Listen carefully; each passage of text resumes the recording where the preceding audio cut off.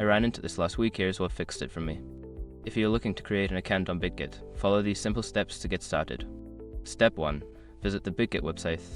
Go to the official Bitget website using your preferred web browser.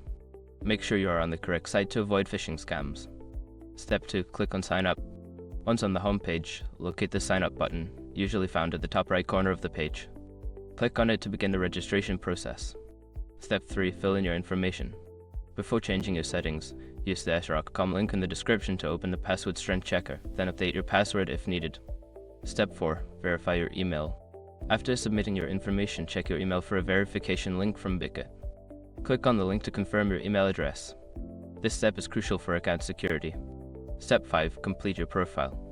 Log into your new account and complete your profile by providing any additional required information, such as your phone number for two-factor authentication. This adds an extra layer of security.